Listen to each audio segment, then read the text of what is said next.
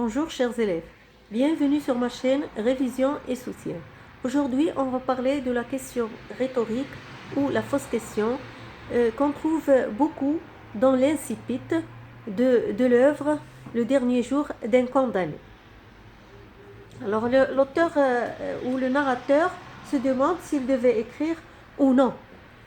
Et finalement, il s'est décidé pour écrire, pour un petit peu raconter sa souffrance. Alors, prenons l'extrait suivant. Et puis, ce que j'écrirai ainsi ne sera peut-être pas inutile. Cette histoire, nécessairement inachevée, mais aussi complète que possible, de mes sensations, ne portera-t-elle pas avec elle un grand et profond enseignement? N'y aura-t-il pas dans ce procès-verbal de la pensée agonisante? Plus d'une leçon pour ceux qui condamnent. Peut-être cette lecture le rendra-t-elle la main moins légère, mais quand il s'agira quelque autre fois, de jeter une tête d'homme, dans ce qu'ils appellent la balance de la justice. Qui pense? Alors c'est la page 52, le chapitre 6 de l'œuvre Le dernier jour d'un condamné. Alors, combien y a-t-il de phrases interrogatives dans ce passage? Il y en a 3. En posant ces questions, est-ce que le narrateur cherche des réponses? Bien sûr que non, au contraire, ces questions sont elles-mêmes des réponses. Ce sont donc de fausses questions et de vraies réponses. On va mettre à la forme déclarative la phrase « N'y aura-t-il pas dans ce procès-verbal de la pensée agonisante plus d'une leçon pour ceux qui condamnent ?» Alors, phrase déclarative « Il y aura dans ce procès-verbal de la pensée agonisante plus d'une leçon pour ceux qui condamnent. » Quelle remarque pourrez-vous faire? Chaque phrase interrogative ou interrogative ici renferme une phrase déclarative. C'est aussi une réponse mais intelligente qui exige une présence d'esprit chez le lecteur. La forme n'est pas est trompeuse pour comprendre le vrai sens. Avec ces questions, que cherche le narrateur chez le lecteur, destinataire?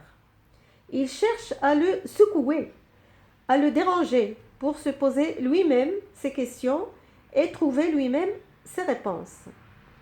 Bref, à réfléchir aussi.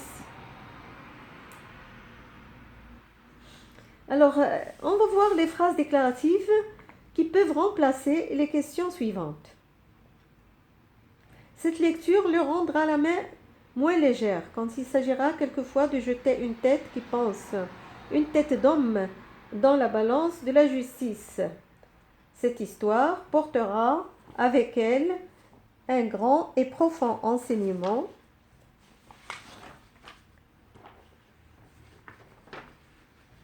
Alors vous voyez que la réponse, quand on transforme la phrase, on la rend déclarative, on voit bien qu'elle contient la réponse. Et ce n'est pas une vraie question. Qu'est-ce qu'il faut retenir de là? Une question rhétorique est une phrase de forme interrogative ou interrogative qui n'a pas besoin de réponse puisqu'elle équivaut à une phrase déclarative. Elle est utilisée dans un monologue délibératif où un personnage réfléchit pour prendre une décision et dans un texte argumentatif où l'énonciateur cherche à forcer le destinataire à adhérer à la thèse avancée. On va faire des exercices d'application. Voici le premier. Mais vous, est-ce bien sérieusement que vous croyez faire un exemple quand vous égorgez misérablement un pauvre homme dans le recoin le plus désert des boulevards extérieurs? En Grèce, un plein jour passe encore, mais à la barrière de Saint-Jacques, mais à 8 heures du matin. Qu'est-ce qui passe là? Qu'est-ce qui se passe là? Qu'est-ce qui va là? Qui est-ce qui sait que vous tuez un homme là? Qui est-ce qui doute que vous faites un exemple là? Un exemple pour qui? Pour les arbres du boulevard, apparemment. Ne voyez-vous donc pas que vos exécutions publiques se font en tapinois?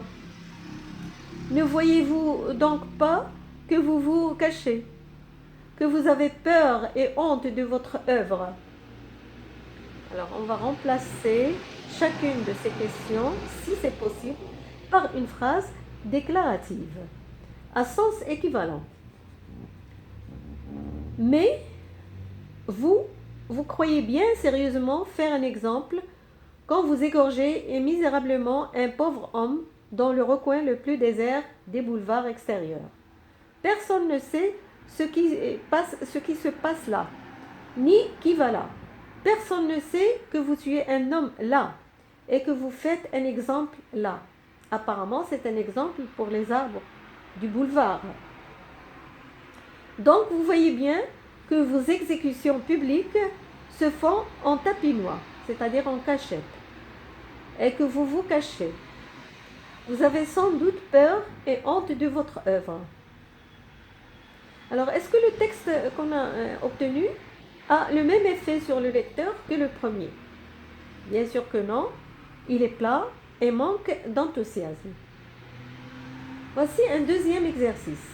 Transformer les phrases déclaratives soulignées en questions rhétoriques. La peine de mort doit être abolie. Personne ne peut dire le contraire. Alors la réponse, ne doit-on pas abolir la peine de mort? Ou bien, qui doute encore qu'on doive abolir la peine de mort? Deuxième phrase, les juges prononcent facilement la peine de mort.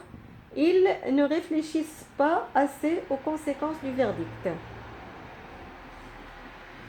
La réponse, les juges ne réfléchissent-ils pas assez aux conséquences du verdict lorsqu'ils prononcent facilement la peine de mort?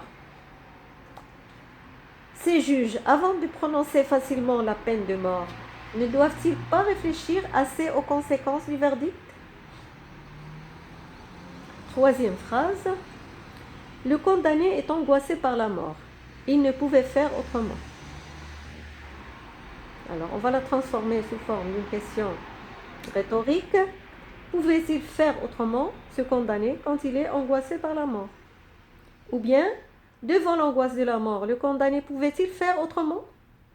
Ou bien, angoissé par la mort, le condamné pouvait-il faire autrement? Alors, je vous donne quelques exercices, un autre exercice, et je vous laisse répondre vous-même. Alors, construisez des questions rhétoriques à partir des thèses suivantes. La première, avoir des enfants après 60 ans est-il une folie? Est une folie.